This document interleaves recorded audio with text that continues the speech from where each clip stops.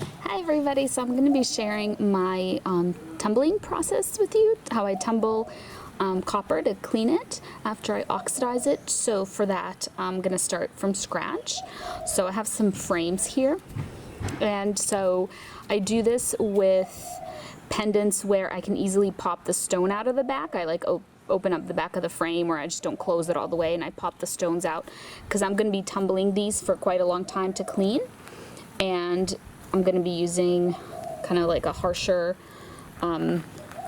product to clean with, so it's just better to not do this to your stones because your stones might get like lose some luster or get damaged. So I have some very warm water here in a glass jar, and then I put some drops of this liver of sulfur gel, and then I'm just going to put in my dirty that I just threw it on the ground. But I'm doing this outside because the liver of sulfur is very stinky, so if you do it inside, do it at your own risk.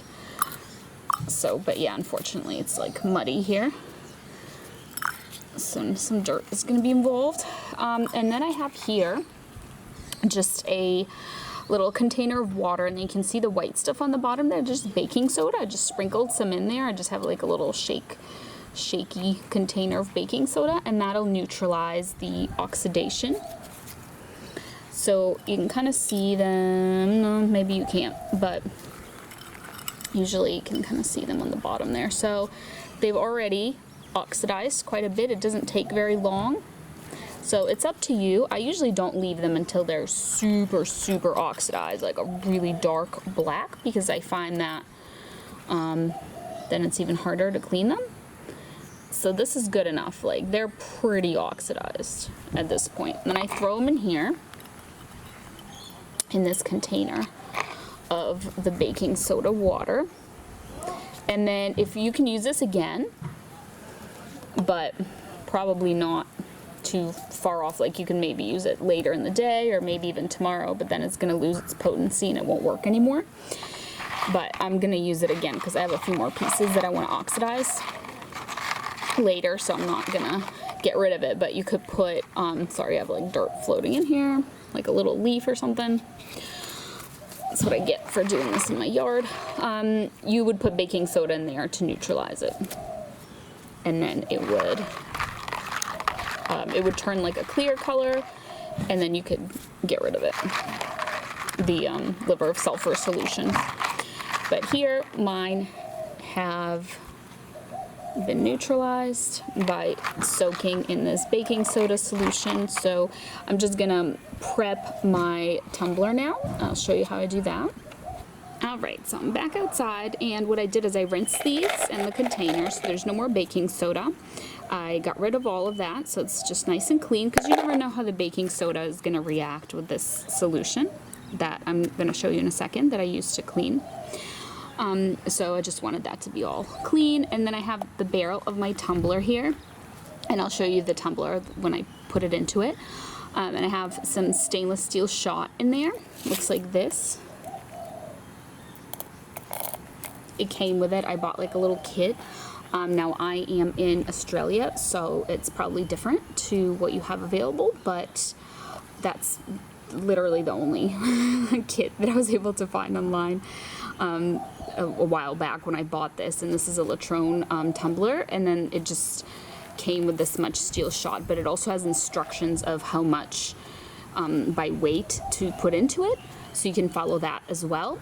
And then as you can see, there's like the tiniest bit of water. It just covers the steel shot. So, I mean, it's not that little of water, because it only goes the tiniest bit above the steel shot. So then if I take my liquid here, so this is what it is. It's called Super Sunsheen Burnishing Compound from Rio Grande. And it's like a liquid version of a burnishing powder, which I find personally easier to use than the powder. So there are instructions on like how much to use for X amount of water. What I did is I just like poked a hole in it and I just eyeball it. I just kind of go around a few times like, oh, that's probably good enough. So it didn't add a ton, just like a little bit in there. So now I can just dump in all of these lovely pieces here. And now I just have to close up and assemble this tumbler. So my particular one assembles like this. So it has this little lid, and the lid kind of pops into it. So there we go. Just pressed it in there. So that pops in. Then it has these two little bits and the lid. So the lid goes on top to just kind of hold everything. And then you kind of push it down over. There's like a little ledge that it goes over, and then it has this little disc, and then it has this little thing here that screws onto it. So you just screw it on tight, and it has all been assembled. All that's left to do is just to put that onto the tumbler itself. All right, so the way that this barrel goes onto the tumbler has a little indent here, and the little indent lays right here on this little metal thingy. And so here's all the information. So it's Latrone. I guess the model is called 3A. Here's the voltage. It might be different because I'm in Australia. We have different plugs and everything, so I don't know. But that is the tumbler, and then it has a little button here.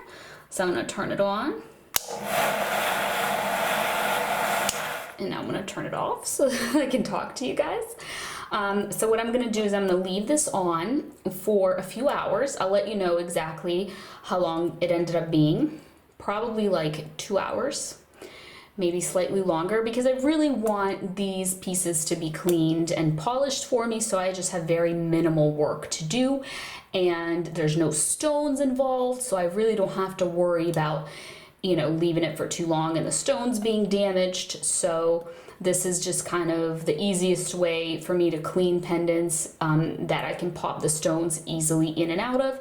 The ones that I can't pop the stones easily in and out of, I will oxidize them like I showed you guys, and then I polish them manually with pro polishing pads and Sunshine polishing cloth, which I actually kind of relatively recently did a video on polishing, so you can see those products in that video. But the ones that I can pop the stones out of, I will just tumble like this, and then I still need to polish them a little bit, but it's just less work. So I'm just gonna turn this on, and then I'll come back in a few hours. All right, so it's been 2 hours exactly, and we're ready to see how these turned out. So a little tip, if you use this to like wedge it in here, that'll really help you get this lid off, which sometimes can be a little difficult otherwise.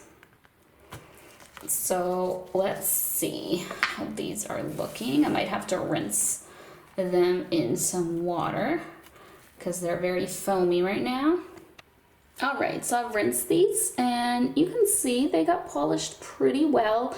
I noticed that whenever this happens, whenever they're polished in a tumbler, they almost have like a cool tone to them. I don't know if you can tell, but normally copper's pretty orangey, and these have like a little bit less orange than normal, but then the next day they tend to turn more orangey. So I usually I'll put my stones in, I'll lock them in place, and then I will, oh, this has a little, I'll have to get that out, it has a little piece of steel shot stuck in there, but yeah, and then I'll just like wait till the next day, and I'll kind of give them a quick final polish with like a pro polishing pad or a Sunshine polishing cloth, but just like a quick polish. It's obviously much easier to polish something that's already mostly clean like this than the way they were before when they were solid black. So that is it.